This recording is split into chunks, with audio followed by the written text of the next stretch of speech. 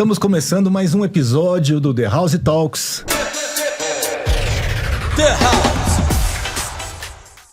Hoje numa presença ilustre, Rafael Greca. Que prazer recebê-lo aqui, Rafael. Podemos chamar de Rafael, né? Sim, muito obrigado, Luciano. Muito obrigado, Diogo. Ei, uma Vocês honra. podem me chamar de Rafa também.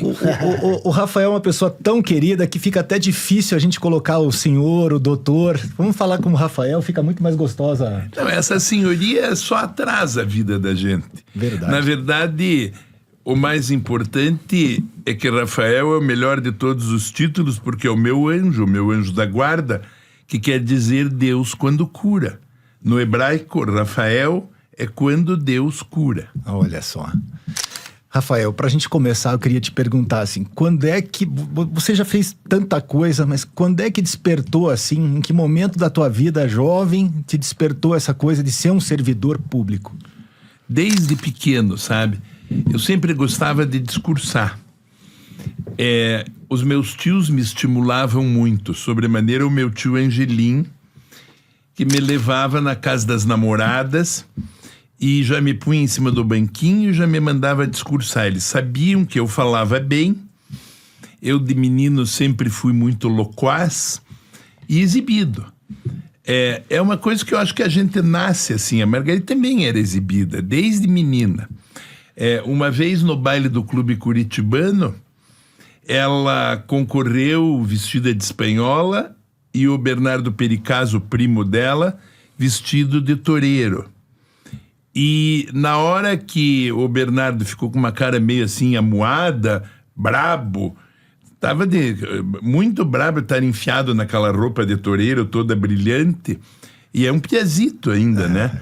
E ela estava de leque, de paineta e de mantilha, e ela era lindíssima, como desde menininha, tinha 6 anos. Ela olhou para o público do Clube Curitibano e disse muitas graças, e abriu o leque, e deu um sorriso, e o sorriso da Margarita ganhou Curitiba já naquele dia. Acho que naquele dia ela já virou primeira-dama. E eu sempre fui muito engraçado também, o povo gostava muito de mim. Os tios e tias me chamavam de Tico, porque eu era pequenininho. Mas gostavam de me ouvir falar. Eu contava histórias, eu ia à missa, ouvia o evangelho, chegava em casa, contava o evangelho. Eu passeava, ia no passeio público, via a onça, inventava uma história sobre a onça. Eu sempre gostei de conversar. A palavra só permanece quando a língua bebe a verdade na taça do coração. Eu acho que a gente, falando com entusiasmo, com alegria, isso faz com que as pessoas tenham vontade de nos ouvir. Não é uma coisa assim, é que nem o chulé, é da pessoa. Você é várias coisas, você é multifacetas, né? Você é urbanista, engenheiro, né? Você é engenheiro, né, de formação. Engenheiro civil. É poeta. E economista também. Economista. Essa eu não sabia que você era economista. Eu e Margarita estudamos economia e jornalismo de noite. E eu estudei engenharia de dia e ela estudava francês na pós-graduação de dia também. Depois a gente aproveitava para namorar. Mas, na verdade... Com quantos anos vocês se conheceram, só por curiosidade? A Margarita era um pouco mais velha do que eu, né? Então, eu devia ter 17 para 18 anos e a Margarita 27 anos, mais ou menos. Nós éramos 10 anos numa parte do ano mais velhos, na outra parte éramos só 9. A gente gostava mais da parte dos 9 anos. Mas, na verdade, eu sempre pensei que eu ia morrer antes que ela. E quis Deus que não fosse assim, que ela fosse primeiro, né? Isso me dá uma imensa e infinita saudade, mas, ao mesmo tempo, me dá um conforto de que eu pude assisti-la até o fim e ficar com ela enquanto ela precisou de mim. Então, e agora nós temos uma comunhão, pela doutrina católica, uma comunhão de santos. nós conversamos na dimensão cósmica, na dimensão eterna. Ela me inspira, às vezes ela me sopra o que eu devo dizer no dia seguinte, como é que eu devo me comportar. Eu tenho uma ligação muito forte espiritual com essa minha alma gêmea, que quis Deus agora esteja entre as estrelas. Entendi. Bonito. Bonita declaração. Bonita declaração. De amor. Isso é declaração de amor. Sim, com certeza. É um amor que não termina. Vai fazer agora, dia 20 de agosto, 1 ano que ela foi embora. Mas vou te dizer a verdade, não é uma saudade triste. Nunca será uma saudade triste. Porque a saudade da Margarita é uma coisa parecida com um verso da Júlia da Costa que diz assim: tenho medo de tudo que é presente, tenho pena de tudo que é passado. O presente é uma flor cheia de espinhos. O passado é um perfume evaporado. Mas para mim o presente não é uma flor cheia de espinhos. Agora, claro que o passado é um perfume evaporado. E que perfume, que Margarita, que sorriso, que alegria, como enchia a minha casa de vida, como me estimulava, como me fazia ser empolgado e entusiasmado pela vontade de lutar pelo bem do nosso povo.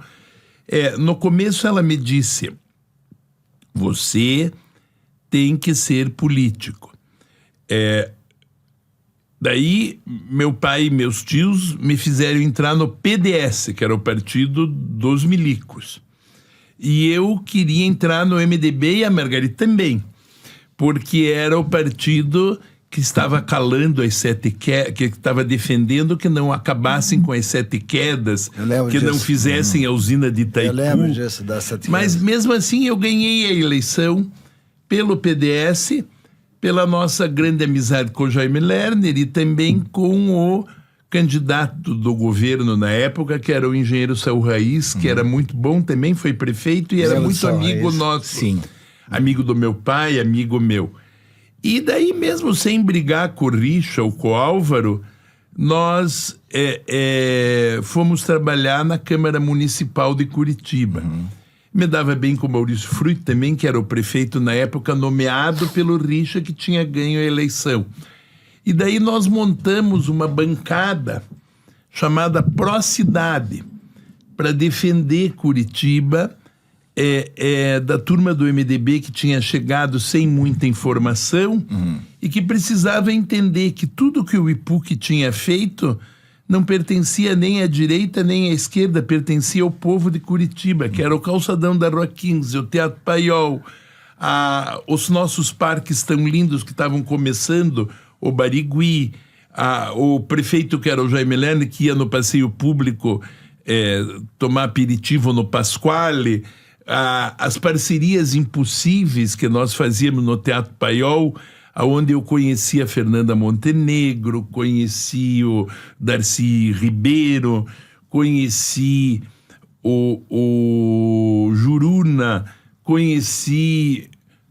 Quem mais que eu conheci que era interessante? O Orlando Vilas Boas, que foi um mestre de brasilidade, que foi meu amigo sempre. Conheci o Poti, conheci a fama do Dalton Trevisan, porque ele nunca aparecia. Ele é sempre escondido, né? Vivia sempre escondido.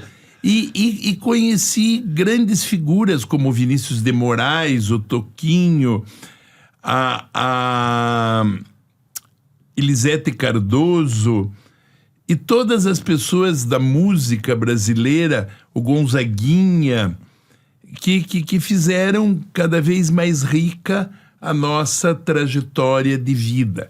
Pintores também como o grande Carlos Scliar, que era um grande amigo nosso e que foi uma espécie de mestre da nossa geração. Ele vinha ensinar os curitibinhas, que eram artistas tipo Zimmermann, tipo Rubinho Esmanhoto, vinha ensinar como desenhar melhor, como trabalhar melhor.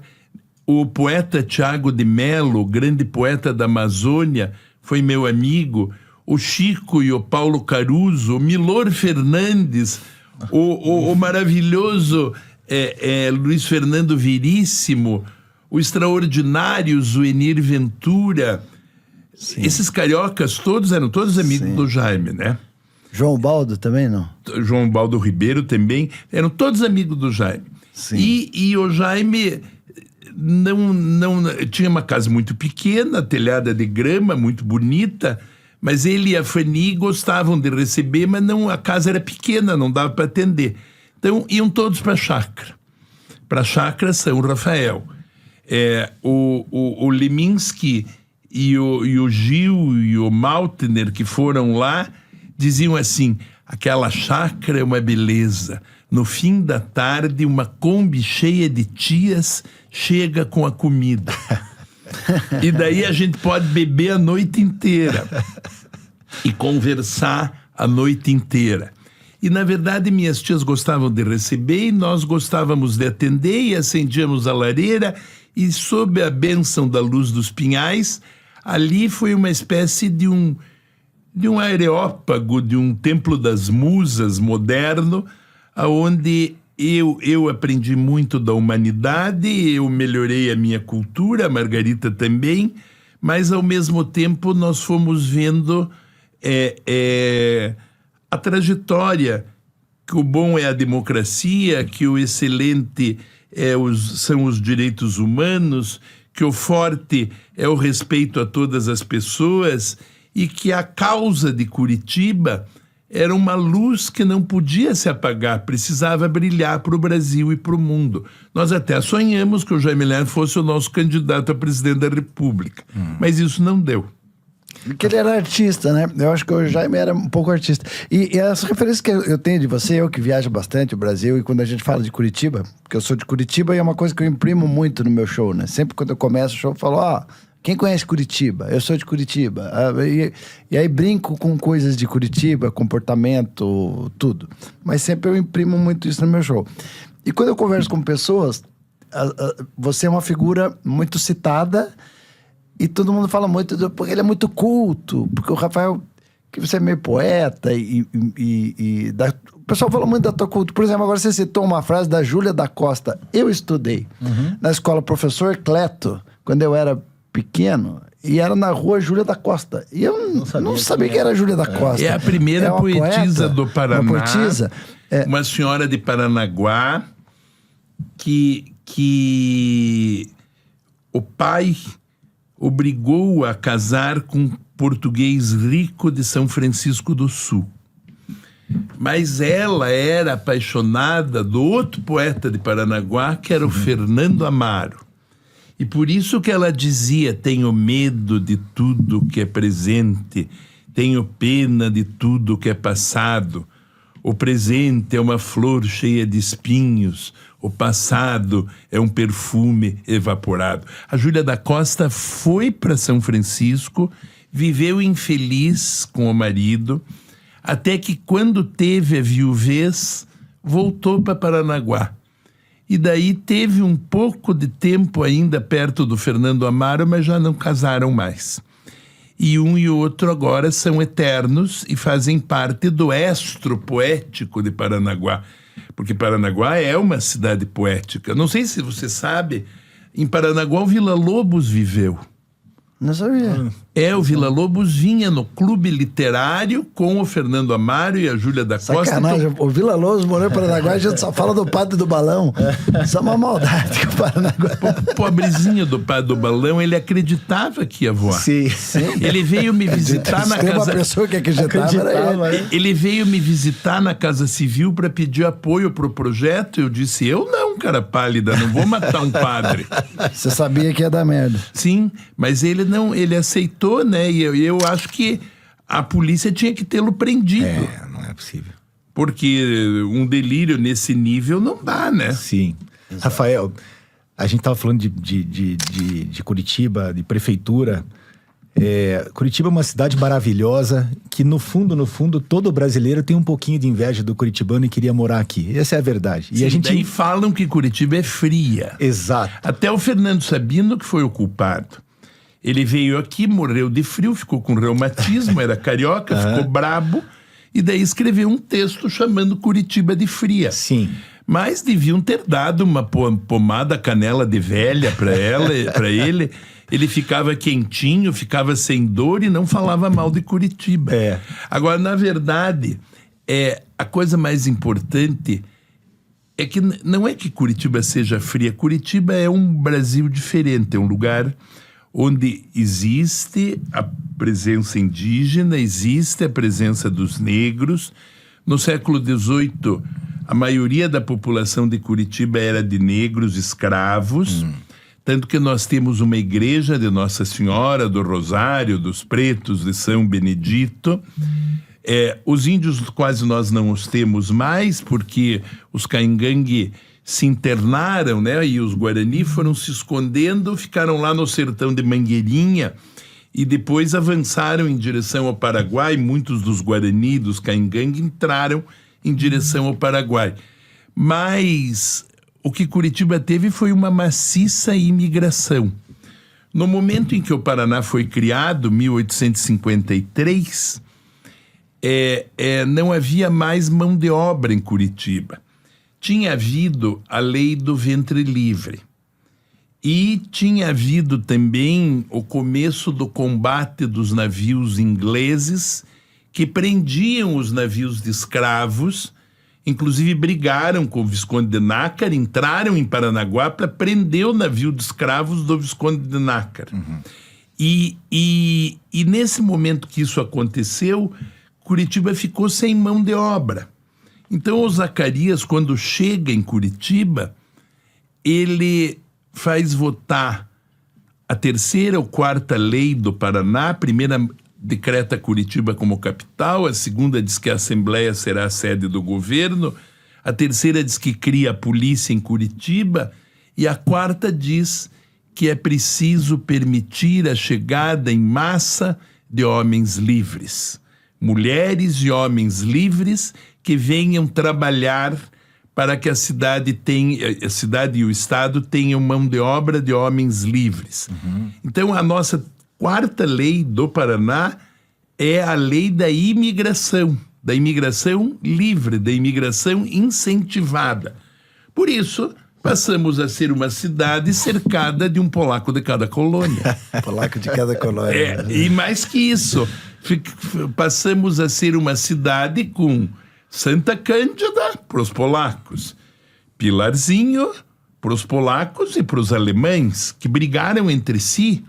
Saiu no jornal de Varsóvia, Bitkazu, Pilarzinho, brigaram de ripa. Polacos e alemães, era 1850. O que quer dizer Bitkazu? Bitkazu, Pilarzinho, é a guerra pelo Pilarzinho.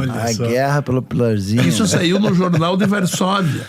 Que bacana, já conhecendo os nomes de rua por causa do Rafael, né? Visconde de Nácar, tal, o Zacarias.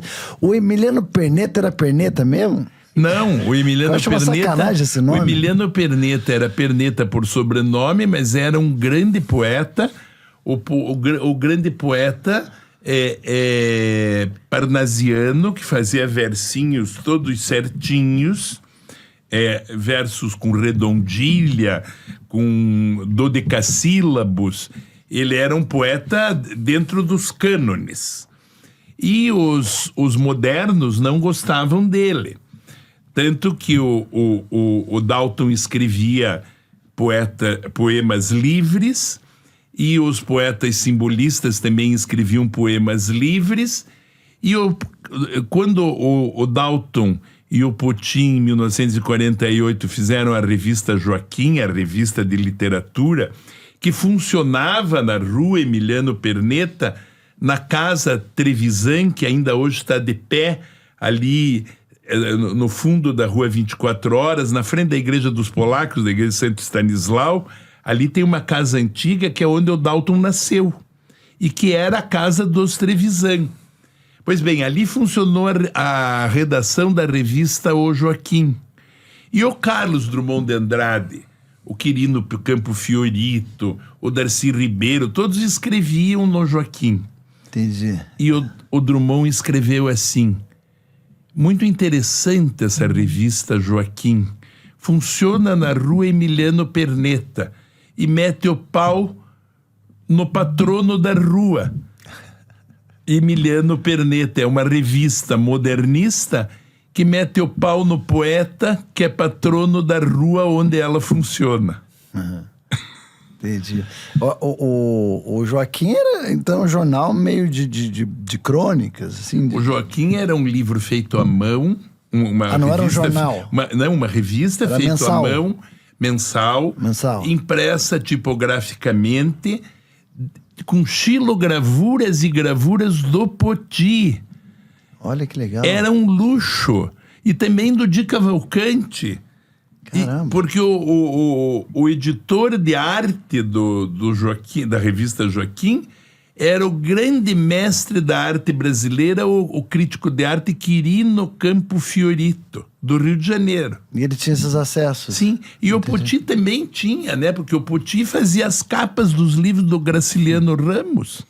Imagina. Caramba. Não, sim, o Poti é grande artista, né? O Poti foi com o Darcy Ribeiro pro Xingu, numa viagem ao Brasil profundo. Eles foram todos lá e viram coisas de Sarapantá junto com os Vilas Boas. Inclusive uma cena, um dia que, porque os índios estavam sendo... Os Vilas Boas estavam se internalizando no Brasil e estavam no primeiro contato com os índios e não podiam ter reações. E chegaram numa aldeia, tinha uma arpia presa numa gaiola de bambu e tinha um curumim que foi perto e a arpia pegou a criança. O que é arpia? Desculpa a minha ignorância. O pássaro do Paraná. A arpia? A árpia. O símbolo do governo do Ratinho, aquela que só come... Aquela árpia que tem no zoológico. Árpia. Eu achei que era a gralha azul. Não, essa é nossa, é boazinha. A árpia é a última grande águia da América Latina. É o correspondente ao côndor. Tá lá, ó lá. Ah, tá ali a árpia. Parece uma águia, meu. Bom, e essa arpia machucou um curumim e matou um curumim. E os Vilas Boas não puderam interferir, nem o Poti, nem o Darcy Ribeiro. Isso impressionou muito o Poti. Mas é que no primeiro contato, se interferisse no costume dos índios, pela humanidade que nós já tínhamos, acabava não havendo contato com aqueles povos do Xingu e do Brasil profundo. O Poti não era pouca coisa. Ainda bem que não era uma onça, né? O Poti, deixar a onça trabalhar. O Poti não era pouca coisa. O Poti era um brasileiro Poti Lazarotto, sim. Que, tendo nascido na beira da Estrada de Ferro, filho da dona Júlia Trevisan, da dona Júlia, era a dona Júlia Tortato, que era irmã da Maria Polenta, que era massagista dos jogadores do Ferroviário. O pai do Poti era o seu Isaac Lazarotto. E os dois ganhavam dinheiro vendendo no armazém deles o risoto da dona Júlia, que depois passou a ser servido num vagão de trem velho chamado Vagão do Armistício, onde os políticos às vezes iam fazer as pazes, porque tinha havido um armistício da Primeira para a Segunda Guerra Mundial num vagão. Então, em Curitiba também tinha o Vagão do Armistício. E esse Poti, que começou tão humilde, que gostava muito de cinema, que desenhava aquilo no que ele pensava, ele se torna a alma de Curitiba, porque ele desenhava como pensava e desenhou os piás empinando pipas, os piás caçando vagalumes, para fazer lanternas de vagalumes dentro dos vidros, os piás indo ao cinema pela primeira vez, jogando bala Zequinha. Esse Poti virou um homem fantástico, mas quando ele vai para o Rio de Janeiro, e quando ele casa com a irmã do Tancredo Neves, a Célia, que era Célia Neves Lazarotto, passa a viver num grande mundo cultural do Brasil. E, tendo sido tão grande, conhece o Darcy Ribeiro. e juntos vão ao Brasil profundo. Então ele era tio do Aécio. Meio parente do Aécio, Não sei se chega a ser tio, acho que pode ser. Ah, não, o Tancredo era avô do... Era avô do Aécio. Não me faça pensar que eu não vou pensar isso. Na verdade... A culpa é do Poti. Na verdade, esse Poti se torna um grande intérprete da alma brasileira e da alma curitibana. Por isso que ele é tão grande. No Museu do Portão, o acervo não é só curitibano do Poti. Há um acervo extraordinário do Xingu.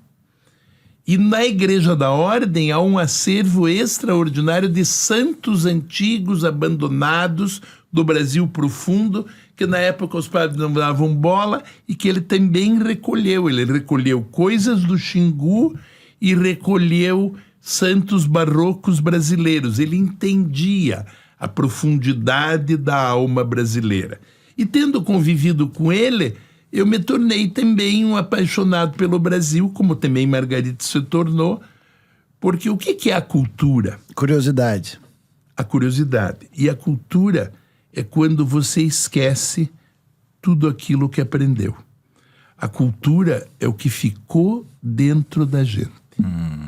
É verdade, porque a maioria a gente esquece. E haja HD para lembrar de tudo. Eu imagino mas não faz mal, mas está na tua alma. Eu imagino o tamanho do HD do Rafael. Mas querido, porque você lembrou do nome da mãe. Impressionante. Pô, da massagista do ferroviário. Não, a Maria Polenta era outra história. A Maria Polenta era dona Ana Tortato, a da dona Maria Polenta. O marido era coveiro do cemitério da Água Verde. Já foi bom.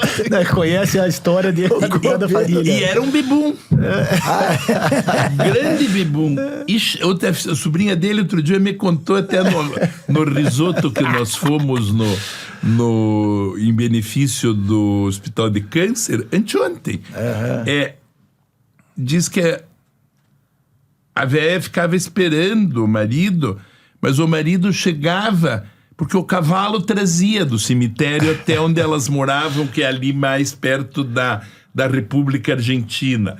Porque ele dormia já, que depois que ele enterrava os defuntos, de certo bebia, e vinha dormindo. Enfiava uma manguaça de tristeza de tanto enterro, né? Não deve ser muito agradável enterrar gente. Sim. E daí chegava já bibum, e já caía nos braços da Maria Polenta. Rafael, e da onde vem essa fama que o curitibano é um povo fechado? Do medo da guerra. Quando houve a guerra, uma guerra da Itália, da Alemanha e do Japão contra o Brasil, as famílias passaram a ter medo. Olha, guri, veja o que você vai dizer lá em casa. Nós somos estrangeiros. A minha mãe falava isso, que ela era descendente de alemão, né? Os nacionalistas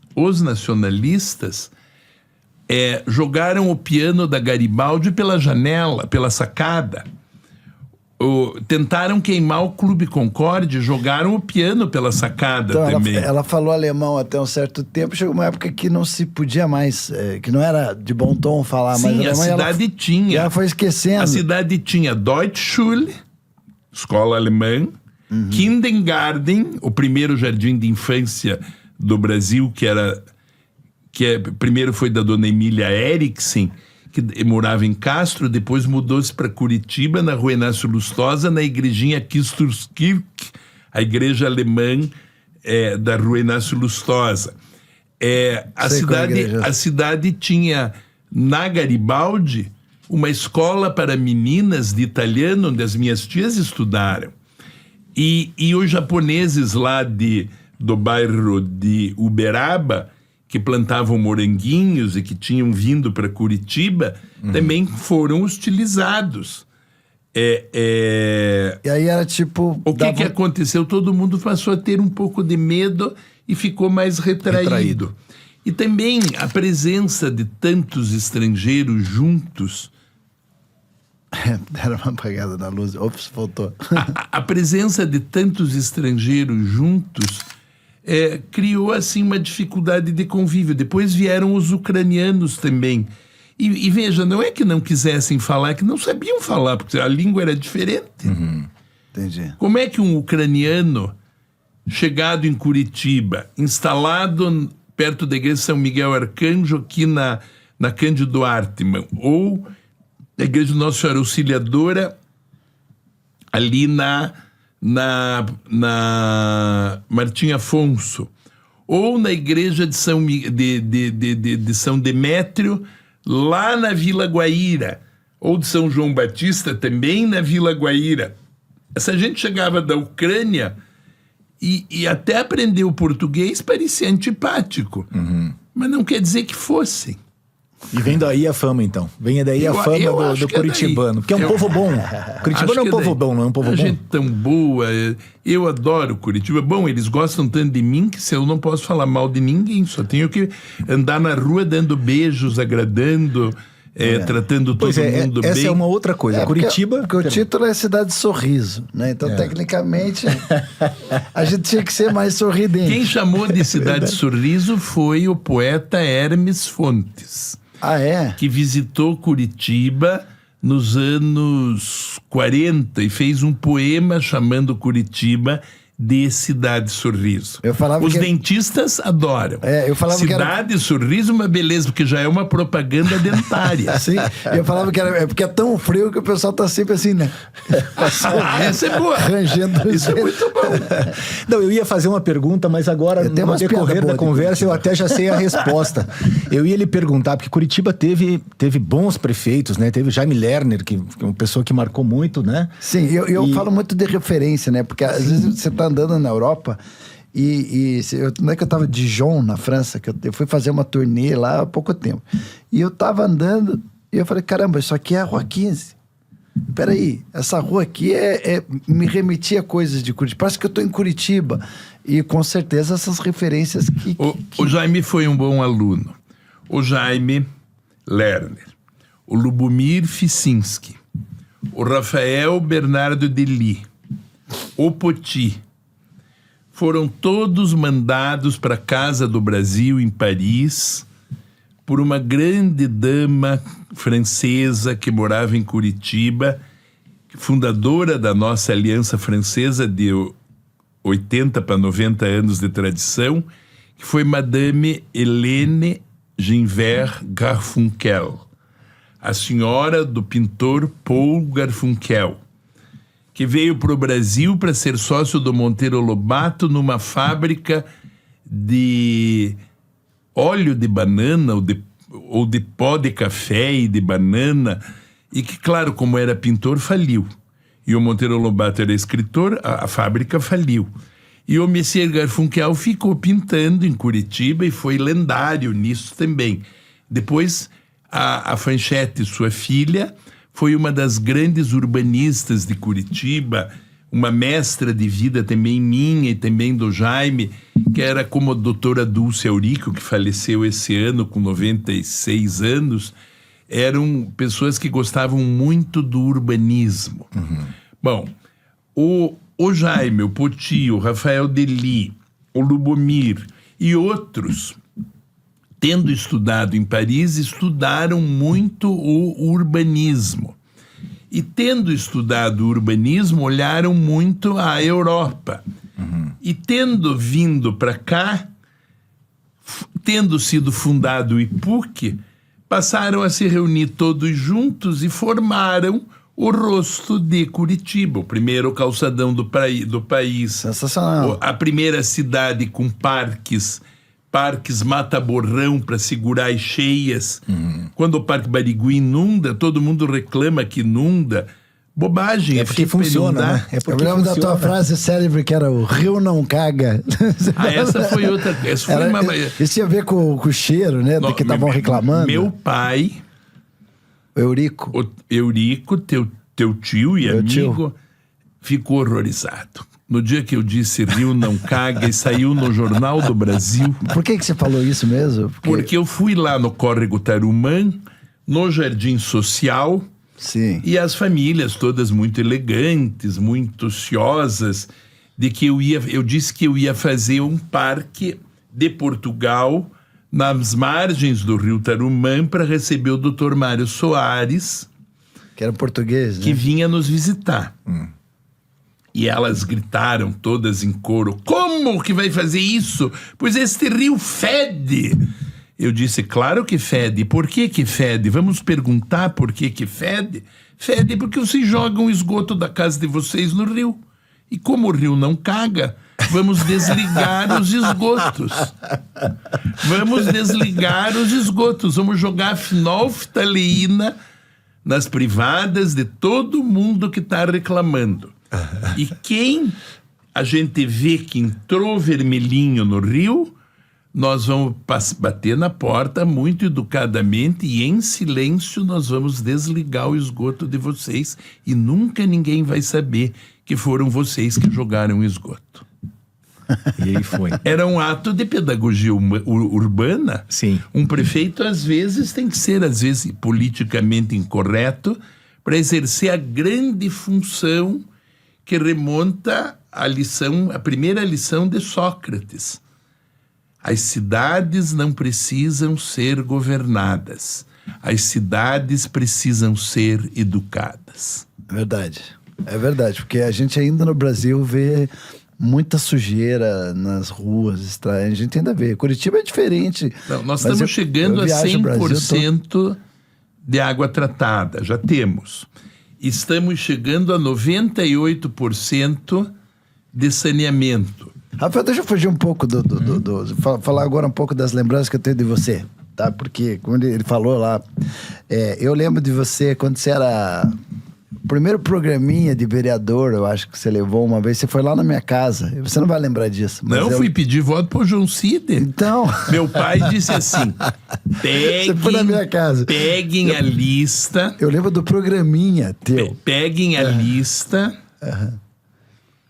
dos que foram no velório do meu pai e das nossas tias. E esses são os nossos parentes, os que nos estimam. E vamos visitar cada parente para começar a pedir voto pelos que nos amam. Você foi com a Margarita lá em casa. Eu lembro disso, eu pequeno, assim, meu pai te recebendo na sala da minha casa. E ali eu já fiquei meio, pô, que cara... O jeito que ele fala, né, tal, as coisas que você falava. E aí eu me lembro que eu passei a conhecer a festa de São Francisco do Lar da Ordem por tua causa. E fez podcast lá também? Não, naquela época ainda não tinha podcast, mas naquela época eu comecei a frequentar as festas do Largo da Ordem, até ajudei muito nas barraquinhas. Sim, minha mãe acho que escravizou você, botou você no Coelho da Sorte. O Coelho da Sorte era uma barraquinha que o coelho escolhia onde estavam as prendas. Tava lá o Diogo de calcinha curta e a minha mãe ficava com a bolsa recolhendo o dinheiro que depois mandava para a igreja. Sim. E um monte de criancinha trabalhando, porque ela não queria se abaixar, ela era esperta. E tinha o pessoal dos Tacla lá também. A Dona Lorete fazia... A Dona Lorete era muito querida, frequentava muito a minha casa. Fazia a barraca árabe junto com a Ironita Baggio. Isso, e a Dona Tuna, lembra da Tuna? Dona Tuna? Não sei se você vai lembrar dela, que era mãe de um grande amigo meu, que era o Paulo Caluf, que até hoje é meu amigo. Claro. Que morava na Martim Afonso. A gente ajudava na barraquinha que eles faziam árabe, né? Que era esfirra, quibe, era Delícias do Sultão. Sim, porque eu e a Margarita tinha uma barraca de coisas importadas que a Receita aprendia, que se chamava... Negócio da China. Negócio da China, eu lembro. Tudo bem barato. E você sempre subia no palco e você era o grande MC da noite, né? Sim, porque a Margarita e eu inventamos de restaurar a Igreja da Ordem e fazer o Museu de Arte Sacra. Porque houve um dia que o estuque da Igreja da Ordem começou a desabar. E a igreja de 1737.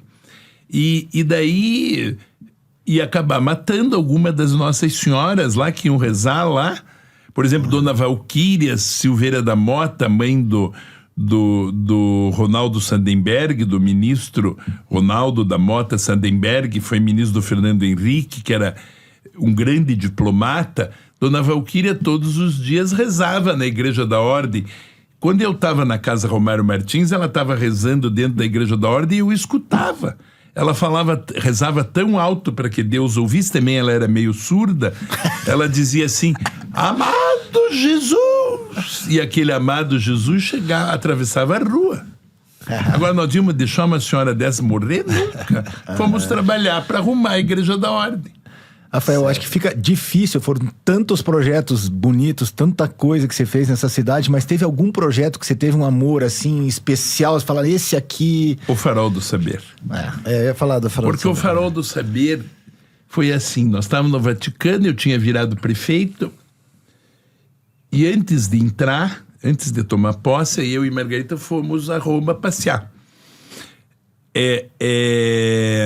E fomos ao Vaticano, e eu estava mostrando para a gata o faraó Ptolomeu Filadelfo, que era o faraó amigo das letras, e que fez a Biblioteca de Alexandria, e que estava no Serafeum, que era um pedaço da casa do imperador Adriano, e onde o Adriano também fez uma biblioteca. E tudo isso saiu da Vila Adriana e está guardado no Vaticano. E nesse momento, quando nós víamos esse luminar da sabedoria antiga, né, passou uma freira com 5 criancinhas ou 10 criancinhas que estavam tendo aula, como na Europa fazem muito, de conhecimento sobre o museu. E imediatamente me veio uma coisa, eu, prefeito, vou fazer uma biblioteca de Alexandria em cada esquina de Curitiba, na porta de cada escola, para que todas as crianças tenham acesso à leitura, porque nada se compara a um cérebro que lê. Eu escrevi tudo no meu caderno isso. E se nada se compara a um cérebro que lê, também é preciso sinalizar com luz a porta das escolas. E daí eu desenhei na hora a ideia do farol, e cheguei em Curitiba, pedi para o meu amigo Luiz Ayacal arriscar bem bonitinho, e nasceram esses prédios de 45 metros quadrados, com o andar de cima com lan house ligada na internet, e agora com impressora 3D, porque as crianças chamam de fábrica de inovação, elas fazem os protótipos, e ao mesmo tempo as crianças vão ter um acesso à literatura. Bom, eu tentei pôr uma na porta de cada escola, mas a gente não teve dinheiro para isso, a gente fez 75. Hoje a cidade é a cidade mais animada em startups, é a mais animada em meninas e meninos que saibam mexer na internet, é a cidade que estuda... Bom, virou a cidade mais inteligente do mundo. Mas verdade, nós começamos esse título é recente, né? Nós ganhamos, eu e Margarita, esse título, recebemos das mãos do prefeito de Barcelona em 2023, no grande Congresso Mundial de Inovação, que existe em Barcelona todos os anos, no mês de outubro para novembro. Nós ganhamos 2 prêmios, esse de cidade mais inteligente do mundo, e no ano seguinte, a Margarida já estava morta, nós ganhamos o prêmio eu fui a Barcelona, mesmo muito triste, o prêmio de comunidade mais inteligente do mundo, dado por sábios que vieram de Seul, de Moscou, de Paris, de Nova York. É um grande pensador americano de inovação que chama John Jung. Tem livros muito importantes. E eu acho que a raiz de tudo isso é o Farol do Saber. As lições curitibanas, que eram os nossos livros de amar a cidade. E, ao mesmo tempo, a ideia das crianças terem protagonismo. Serem os curitibinhas. Os que são os melhores. A Margarita... Eu conheci aquele desenhista que fazia o Curitibinha.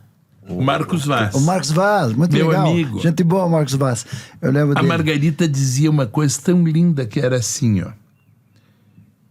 Gato, essas crianças que nós temos que cuidar dos 0 aos 9 anos de estudo, pode ser que só tenham esta chance. que depois tenham que carregar nas costas um trabalho, uma profissão, o sustento do pai e da mãe. Então nós temos que dar a elas o máximo que elas possam receber na escola pública de Curitiba. E nós fizemos uma escola pública com música, com dança, com teatro, com pintura, com escultura, com linhas do conhecimento que põe as criancinhas em fila para ver, andar na linha Pinhão pela Rua 15 para ver a cidade. A criança humilde ou da classe popular não pode vir para a cidade só pendurada na mão da mãe ou no colo da mãe, sem olhar nada. Agora, quando ela vem passear, ela vem tomar posse da cidade como coisa e propriedade sua. Quando ela vem andar no Palácio Iguaçu, em cima do mapa gigante do Paraná, no fundo do palácio, ela vem tomar posse do Paraná como coisa e propriedade sua. Quando ela vê o homem nu e a mulher nua e toda aquela pintura do Poti que mostra a formação do Paraná, ela está entendendo que ela faz parte disso. Quando ela entra na catedral, ela está entendendo que faz parte disso. Quando ela vai na estação de tratamento d'água do Tarumã, para o Museu da Água, ela está entendendo que ela faz parte disso. E quando ela vai ao cinema, no Cine Passeio, ou vai ao teatro, num dos nossos teatros, ela está entendendo que ela faz parte disso.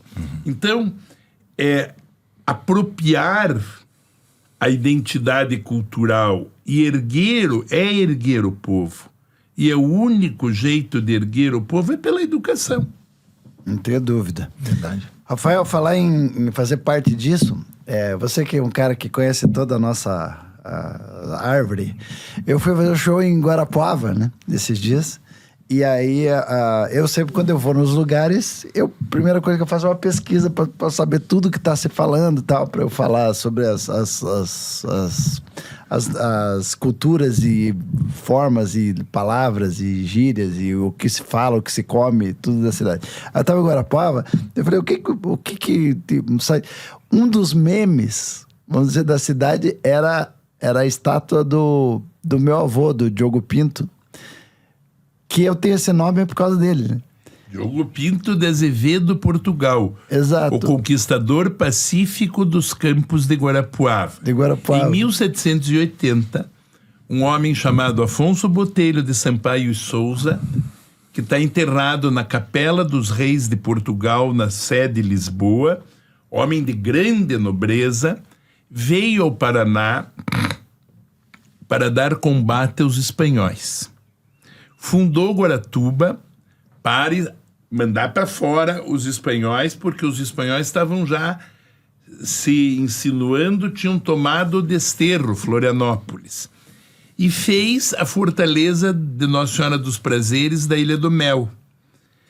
E esse Afonso Botelho veio para Curitiba, fez aqueles altares lindos que estão lá no memorial, para ele poder ir à missa em Curitiba, porque ele era um príncipe, não podia ir à missa numa igreja micha, sertaneja.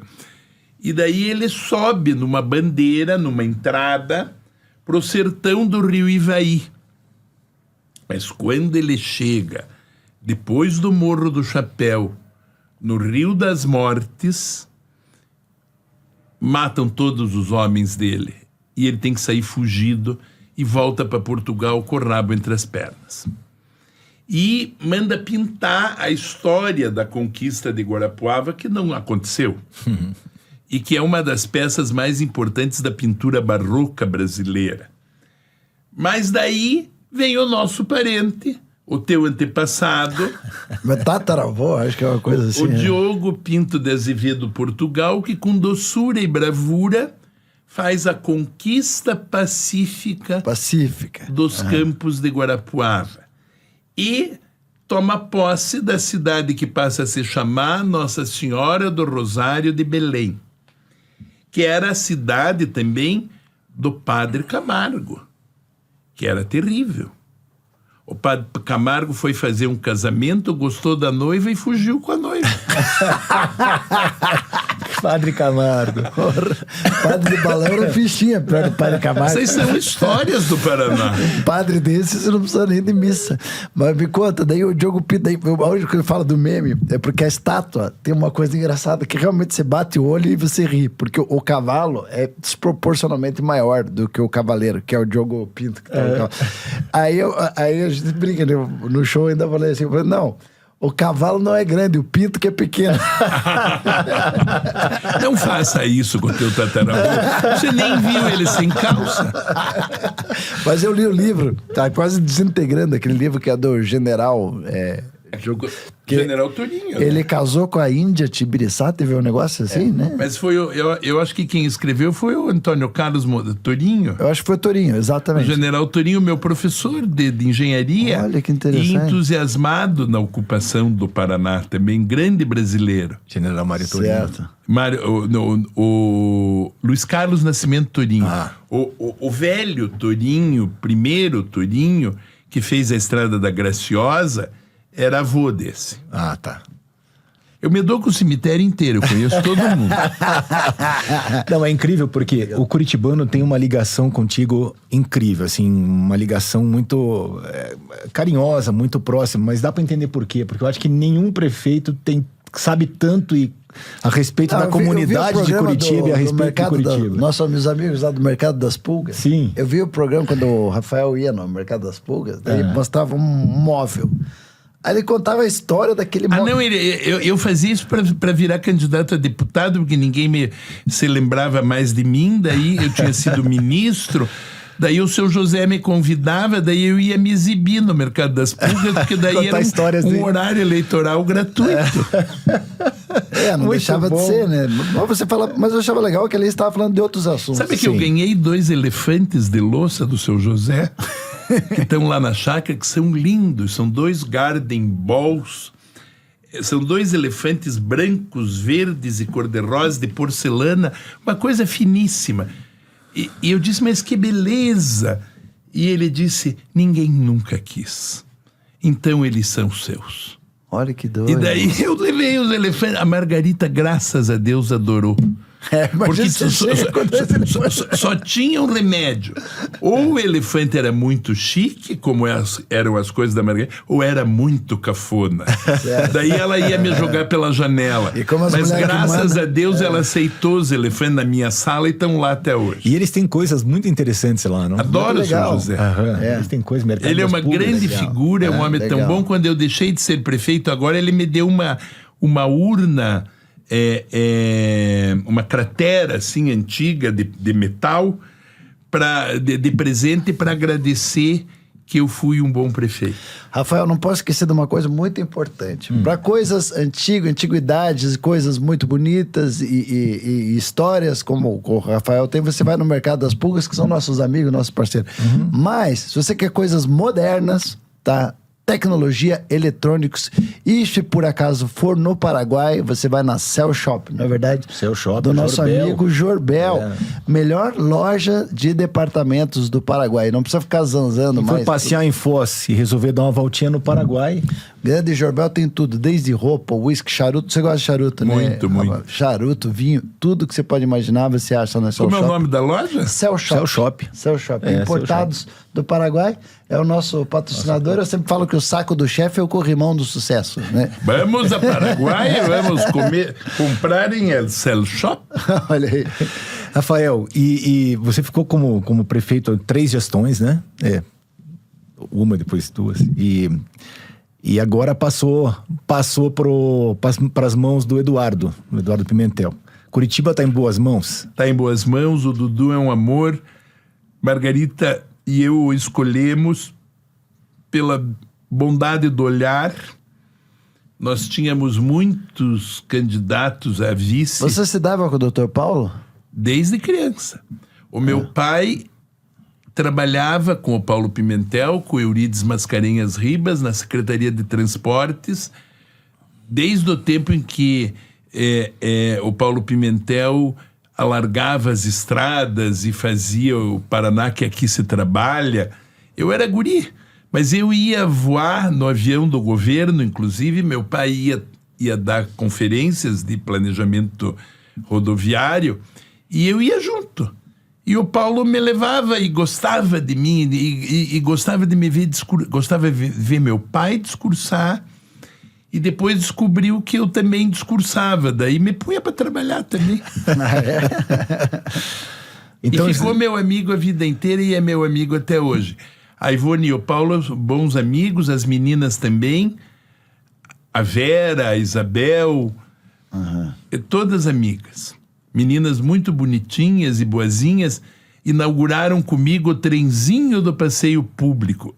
Elas porque eram filhas do governador, eu porque ganhei a maratona escolar sobre a história do passeio público, daí me deram o direito de sentar no trenzinho, e daí do lado de nós, das 3 meninas e eu, estava o anão do passeio público, que era terrível, e que era o anão do passeio público? Quem era o anão do passeio público? Era o mortorneiro, o bilheteiro do trenzinho do passeio público. Olha só. Ele era bonzinho. Era um anão do bem. Era o anão do bem. Aí, Claudinho, ó, Claudinho Castro, ele era o anão do bem, viu? Mas o Claudinho também é muito bonzinho. E também que nosso amigo é comediante e também apresenta aqui na The House. Eu gosto muito dele. Sim. E agora, como secretário, governo Ratinho? Bom, amanhã, essa semana, de 19 a 21 de agosto, nós estamos fazendo um grande seminário da Mata Atlântica.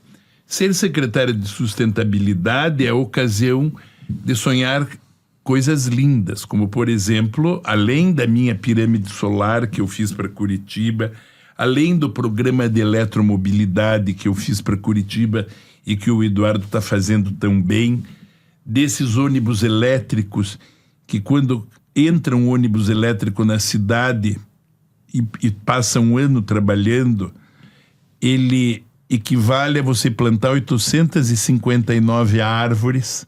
Imagine quando nós conseguirmos ter 1.500 ônibus elétricos, nós vamos ser uma cidade absolutamente verde e sem o câncer, que é a maldade que sai do óleo carburante fruto do petróleo fóssil. Nós estamos trabalhando também muito fortemente na ideia de continuar o meu ideal da pirâmide solar, o meu ideal da troca de lixo que não é lixo, que não vai para o lixo, por plásticos, vidros, papéis, para que o mundo cada vez mais melhore. E também a grande ideia de nós entrarmos num Paraná que seja capaz de fazer biofertilizantes. Nessa conferência, uma das estrelas vai ser a professora Mariângela Hungria, uma das mulheres mais inteligentes da Embrapa e professora da Universidade Estadual de Londrina, que vai receber a ordem do Pinheiro das mãos do governador Ratinho Júnior, porque é uma mulher brasileira que inventou o biofertilizante. Vai acabar o adubo químico, vai acabar o veneno na comida, vai ter agora adubo natural, feito por mãos e por neurônios de uma brasileira, chamada Mariângela Hungria. E calem-se todos os outros que querem envenenar o mundo, porque não precisa mais. Empresas como a Coamo, a Copavel, a Cevale, a Frisia, a Batavo, a Carambeí, essas empresas todas vão trabalhar com biofertilizantes. O nosso agronegócio, que sustenta o mundo, há de ser o agronegócio mais sustentável do planeta. E quanto menos veneno tiver o mundo, melhor vai ser o mundo. E quanto mais ar puro tiver o mundo, melhor vai ser o mundo. Sim. Não se trata só de amar a arpia, a gralha azul, a gralha picaça, o tucano, o passarinho alma de gato, a coruja buraqueira. Se trata de amar também os que vão nascer, as crianças que precisam de ar puro. Essa mata que tem que ser a grande guardiã da nossa tradição. Os Tupinambá amavam a mata. Os Tupinambá transformaram o veneno da mandioca num alimento, que é o aipim, que vem da Mata Atlântica. O tipiti dos Tupinambá é aquele destilador de mandioca que foi a primeira invenção do Brasil.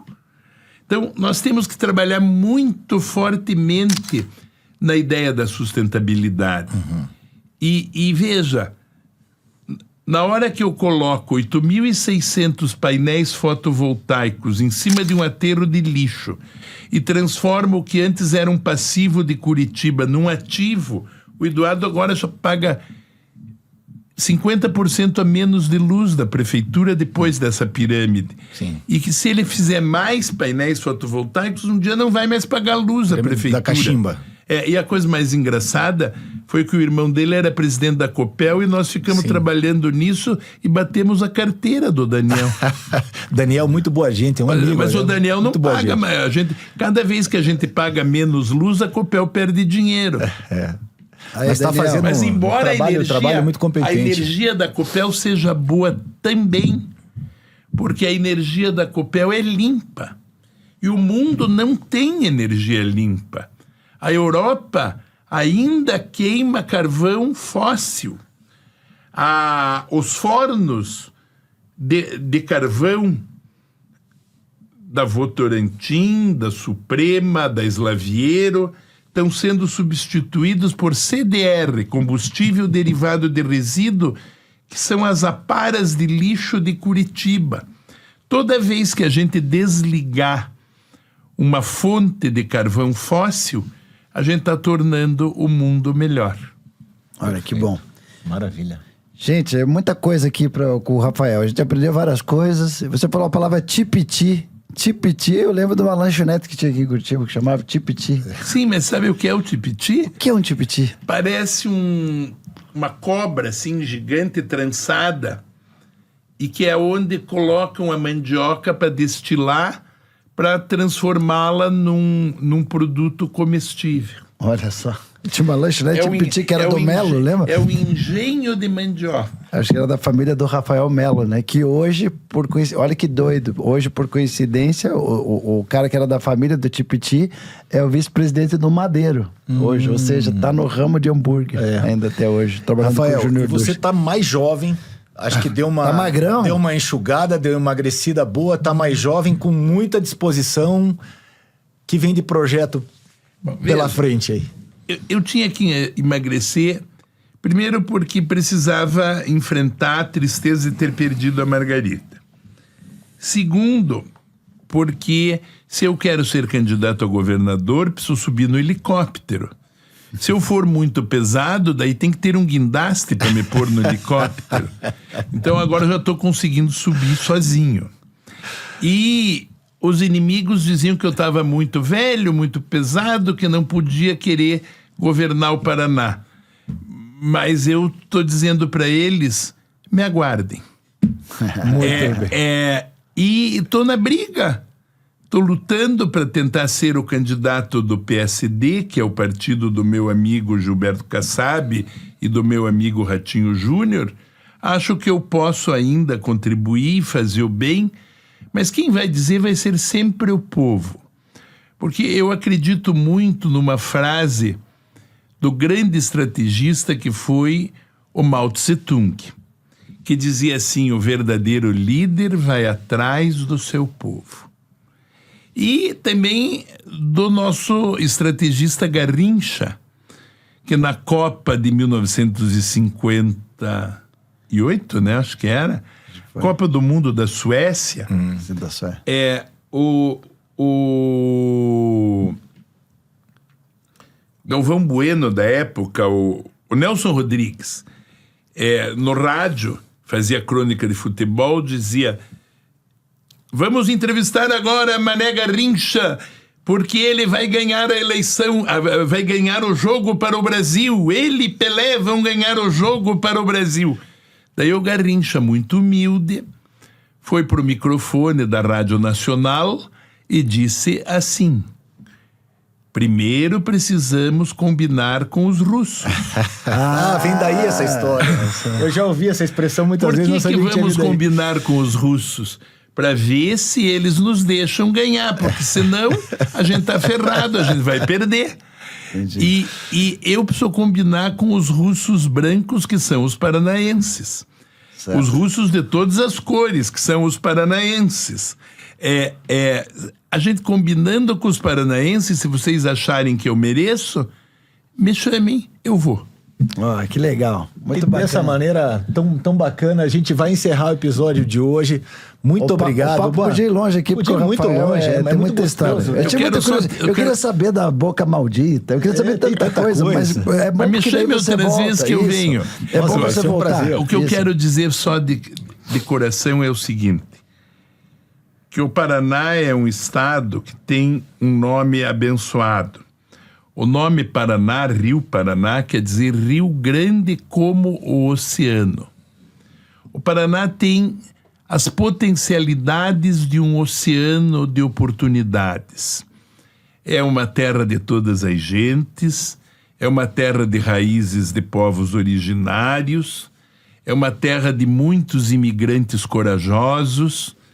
Mas, sobremaneira, os homens do Paraná, diziam os paranistas, entre eles o Romário Martins, e os nossos parentes Macedo e Portugal, e mais do que isso ainda, o Langue de Morretes, o Zaco Paraná, o João Turim, o Paraná há de ser maior do que as araucárias.